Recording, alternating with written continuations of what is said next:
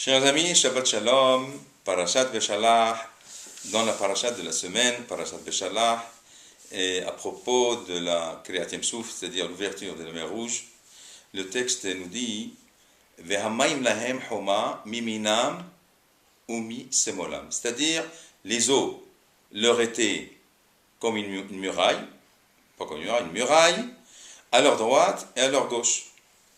À propos de ce passouk-là, il y a un midrash, le midrash al-Kut Shimoni, qui rapporte que le mot homa, en écriture non ponctuée, il manque le vav. Alors le midrash il dit Atikre homa ella hema. Il ne faut pas lire homa avec vav comme une muraille. Et la hema, c'est-à-dire la colère. La colère, c'est-à-dire. Et le Midrash explique d'ailleurs que à ce moment-là, l'ange accusateur qui s'appelle Samaël est venu chez Akadosh Baruch Hu et il lui pose la question pourquoi fais-tu des miracles? Il dit à Akadosh Baruch Hu, il se plaint chez Akadosh Baruch Hu, pourquoi donc Am Israël mérite d'avoir des miracles alors qu'en Égypte ils étaient tous idolâtres? Ils étaient encore plus ou moins idolâtres. Alors, quel mérite ont-ils pour le faire le miracle de Kriyat Yam Suf? Et donc, il a demandé, il a exigé l'ange accusateur Samaël, il a exigé de les noyer, puisqu'ils étaient encore des idolâtres. Et ce midrash demande à être éclairé, bien sûr. C'est Atikra Homa et la Hema. Pourquoi donc l'ange accusateur, ce Samaël, et la question qui se pose, pourquoi l'ange accusateur n'a pas exigé pendant le séjour d'Am Israël en Égypte, où ils étaient dans les 49 degrés de Touma. Il manquait seulement le 50e degré pour que Am Israël disparaisse. Alors pourquoi donc l'ange accusateur n'a pas pris sur lui justement au moment, pendant le séjour d'Am Israël en Égypte, pourquoi il n'a pas accusé Am Israël d'être des idolâtres et demandé à Akshoro de ne pas faire les miracles en Égypte même, avant la sortie d'Égypte? Pourquoi il a attendu justement à la veille de l'ouverture de la mer Rouge pour accuser Am Israël et dire à Akshoro qu'ils ne méritent pas la traversée de la mer Rouge? Eh bien, la réponse à cette question ça a été donnée par un grand érudit, un grand sage au nom de Rabbi Yitzhak HaKohen Midvinsk, l'auteur du livre Meshach Chochma. Et il répond à cette question, mais avant de répondre à la question, il nous soumet déjà une analyse très importante en disant que il y a deux catégories de mitzvot. C'est-à-dire, il y a ce qu'on appelle mitzvot shimeiyot, en français ça veut dire des préceptes transcendants, c'est-à-dire reçus d'autorité, sans aucune logique. Par exemple, Avodah Zara, Giluy Arayot, c'est-à-dire l'idolâtrie, l'adultère, ce qu'on appelle mitzvot et préceptes transcendants, et il y a ce qu'on appelle des mitzvot à caractère social, mitzvot nimusiyot. Par exemple, la médisance, la shonara. Par exemple aussi la sinatrinam, la haine gratuite. Ou le gezel, le vol. Et il continue, le Meshach Chochma, il dit, ces deux catégories, nous voyons que la Torah, dans les mitzvot, dans les préceptes transcendants, la punition, le châtiment est très grave.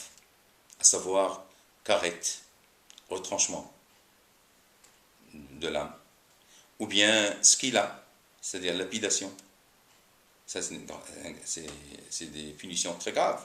En ce qui concerne ces fautes-là de Avodah Zara, Giluy Arayot, tandis que dans les préceptes à caractère social, c'est-à-dire la shonara, la médisance,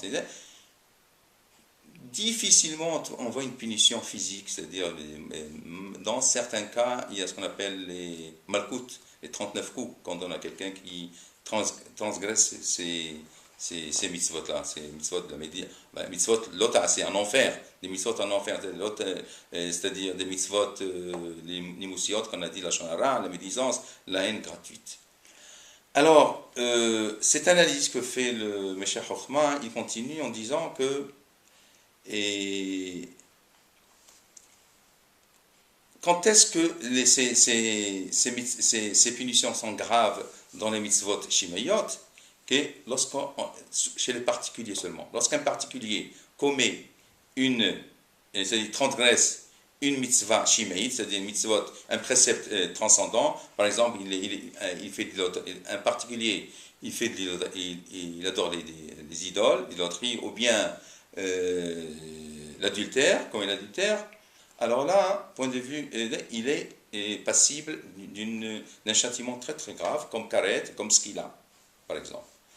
Mais lorsqu'un particulier transgresse des mitzvot, nimousiot, les préceptes à caractère social, comme la médisance, comme la haine gratuite, alors là, la peine est traitée, le châtiment, la punition est très légère. Mais, maintenant, le cas est renversé lorsqu'il s'agit de la collectivité, le collectif, le tzibour, qui commet ces fautes-là, qui transgresse ces fautes-là. Lorsqu'un tzibour, lorsqu'un collectif, une collectivité fait l'idolâtrie ou bien l'adultère, la punition n'est pas tellement grave. C'est tout à fait différent. La punition est renversée. C'est-à-dire c'est moins grave, alors que si le tzibour, le collectif commet des fautes à caractère social, c'est-à-dire la médisance, la haine gratuite, comme il y a eu au Mikdash Sheni pendant le deuxième temple, alors là, la punition est très très grave. C'est plus les 49 coups, mais c'est la destruction totale, c'est les punitions les plus graves qui puissent arriver à Israël, lorsqu'en tant que collectif, il commet des fautes à caractère social. Et donc, pour résumer, au niveau du collectif, c'est-à-dire, c'est le contraire ce qui se passe, c'est-à-dire le onesh, la punition sur les mitzvot transcendants, les préceptes transcendants, sont moins graves lorsque le tzibour les commet, alors que dans les mitzvot imousiot, les mitzvot, les préceptes à caractère social, la punition est beaucoup plus grave. Et d'ailleurs, le Talmud rapporte un exemple dans le traité de Péa, au temps de David HaMelech, qu'ils étaient tous tzadikim, tous des Talmidei Hakamim, et pourtant, lorsqu'ils sortaient en guerre, ils perdaient la guerre. Alors, comment se fait-il? David HaMelech était tzadik, toute sa génération était des tzadikim, et pourtant, ils perdaient dans la guerre. Ils tombaient dans la guerre. Alors, le Talmud répond, parce qu'il y avait des délateurs entre eux. Ils n'étaient pas unis. Ils étaient divisés. Donc, s'ils étaient divisés, ça c'est grave. Kadosh Baruch Hu, même si les gens sont tzadikim, tout ça, s'ils sont divisés, s'il y a la division entre eux, ils sont en désaccord total entre eux, la punition est grave. Tandis qu'au temps de Hav, au temps du roi Hav, roi d'Israël, pendant l'époque des rois, il était idolâtre, était très méchant, il a commis des fautes très très graves, et pourtant, lorsqu'il sortait en guerre, personne ne tombait, personne ne mourait dans la guerre. On a vu ça aussi avec les élèves de Rabbi Akiva, qui se faisaient pas honneur l'un à l'autre. Oui, exactement. Les élèves de Rabbi Akiva étaient au nombre de 24 000. Ils étaient tous des sadikim, ils étaient tous des Talmidei Hakamim Gdolim, et pourtant, il y a eu l'épidémie qui les a anéantis entre Pessah et Shavuot, justement. Et puis aussi l'exemple de Mikdash Rishon, le premier temple et le deuxième temple. Le premier temple, ils étaient tous des idolâtres, ils faisaient l'inceste, l'adultère et tout ça, et pourtant, la destruction du premier temple, elle a duré seulement 70 ans. Tandis que le deuxième temple, nous vivons encore toujours la destruction du deuxième temple, ça fait déjà presque 2000 ans que nous vivons. Pourquoi? Ils étaient tous Talmidei Hakamim au deuxième temple, mais il y avait la haine gratuite, la sinat hinam, comme il dit le Talmud dans Masechet et Péa. Donc, d'après cette analyse que fait le Meshech Chochma, nous pouvons donc maintenant comprendre pourquoi l'ange accusateur, nous revenons à la première question qu'on a posée au début de la Sikha, de la discussion, pourquoi l'ange accusateur n'a pas accusé Israël que seulement devant l'ouverture de la mer Rouge et pas en Égypte déjà où ils étaient déjà idolâtres. C'est ça la question qu'on avait posée. Donc, la réponse c'est qu'il est vrai qu'ils étaient idolâtres en Égypte. Ils sont tombés jusqu'au 49e degré de l'impureté de la Touma, mais ils étaient unis. Am Israël était uni, il n'y avait pas de délateur pendant leur séjour en Égypte. Kadosh Baruch Hu, Dieu a pardonné. Et donc l'ange accusateur Samaël n'a pas pu accuser Am Israël, il n'a pas pu demander à Kadosh Baruch Hu de ne pas faire de miracle à Am Israël. Tandis que, au devant de la mer Rouge, en sortant d'Égypte, ils étaient à la veille de l'ouverture de la mer Rouge, ils se sont divisés, le Midrash dit qu'ils se sont divisés en 4 sectes. Ils étaient en désaccord total. Et c'est pour cela que l'ange il a sauté sur l'occasion, de demander à Kadosh Baruch Hu de ne pas leur faire du miracle, de ne pas leur ouvrir la mer Rouge.